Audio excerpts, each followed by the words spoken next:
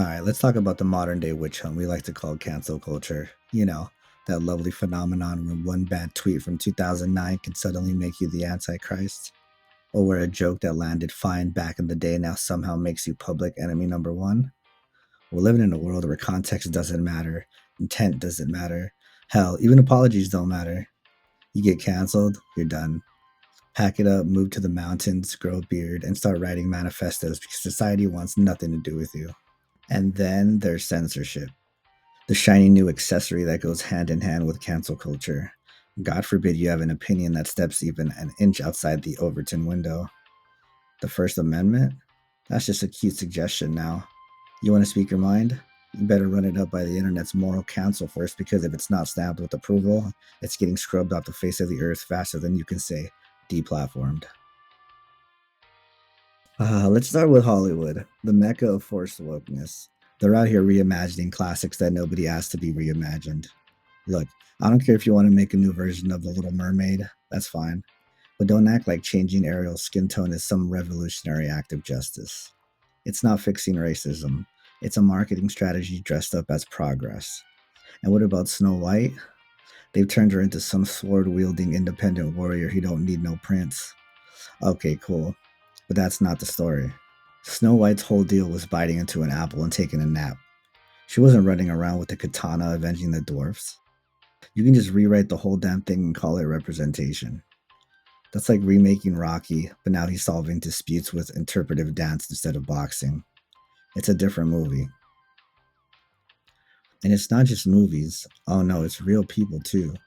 Kanye West. This guy tweets like he's trying to speedrun getting banned from society. Yeah, it's a bit unhinged. We get it. But do we shut him down completely? We're gonna act like silencing him is some kind of moral victory? I'm sorry. I'd rather know exactly what kind of crazy he's on than pretend he doesn't exist. Censorship doesn't make ideas go away, it just pushes them underground where they fester and get worse. And don't even get me started on comedians. You remember when a comedy show was supposed to be, I don't know, funny? Now you got people bringing notepads to shows, jotting down jokes like they're detectives gathering evidence for a trial. Dave Chappelle makes one joke about the trans community, and the whole world acts like he set fire to an orphanage. It's jokes, people, not state sponsored legislation. If words can destroy you, then maybe you weren't standing on solid ground to begin with. But let's not stop there. Look at the art, literature, music. Whole genres are being sanitized. Mark Twain's books are getting edited like they were rough drafts. Classic rap albums are now too offensive. And movies are getting more cuts than a butcher shop just to fit the narrative. It's like if Michelangelo started chiseling pants onto David because someone in the crowd got uncomfortable. And this sanitization, it's not just embarrassing, it's dangerous.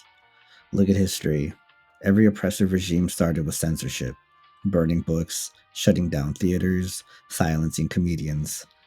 It wasn't about protecting people, it was about control.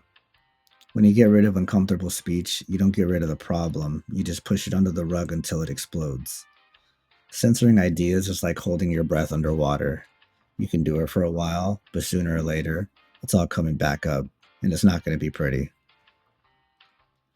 And let's talk about when it backfired. Remember the comic book code of the 1950s? They censored anything that was too violent, too risque, too controversial. And what happened? Underground comics exploded. People got edgier, rawer, more daring.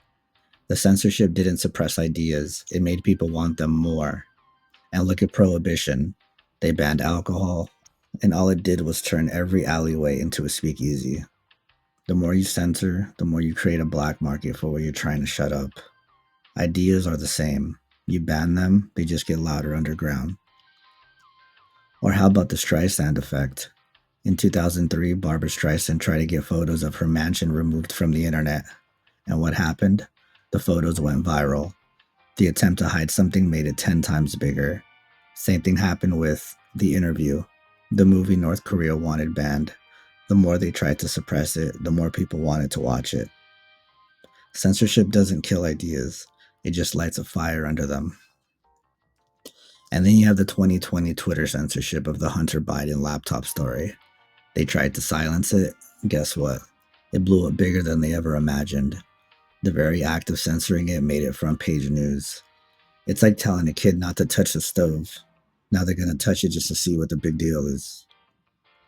Look at Alex Jones, deplatformed for every major social media site. They thought he'd disappear. He didn't. He just moved to his own platforms and kept talking. Banning him didn't erase his ideas. It only gave them more mystery, more allure. People wanted to know what was so dangerous that had to be silenced. Free speech is messy. It's uncomfortable and sometimes it's downright stupid. But that's the cost of living in a society where you're allowed to think for yourself. Speaking of Alex Jones, we could also talk about Joe Rogan and Peterson. Remember when the whole country lost its mind over the Red Scare podcast? People tried to cancel it, claiming it was dangerous. What happened? It exploded in popularity. Why? Because nothing says must listen like someone trying to shove it down your throat and say, don't listen. The more they try to control what we hear, the more we want to hear it. It's human nature. Curiosity is a hell of a drug. Here's the real kicker. Cancel culture claims it's about holding people accountable, but half the time it's just people pushing others for words, not actions. You get thrown under the bus for a poorly phrased joke or a tweet taken out of context, but when someone actually does some harm, suddenly it's a blind eye. That's not justice. That's virtue signaling with the side of hypocrisy. Look, I'm not saying people shouldn't face consequences. Actions have consequences. But words are messy, confusing, and often stupid. If you want to cancel everyone for a dumb tweet, you're going to have a lot of lonely nights, my friend. And even then, canceling words doesn't change minds. It just builds resentment and drives people to extremes. So what's the solution? Let people talk. Let them say dumb things. Let ideas fight it out in the open. Because sunlight is the best disinfectant. When you silence speech, you don't fix hate, ignorance, or stupidity. You just drive it underground, where it grows unchecked. If we want a society that thrives, that innovates, that actually learns, we need to defend free speech, even when it's uncomfortable. Because without that, we don't have freedom, we have control. And that's the real danger.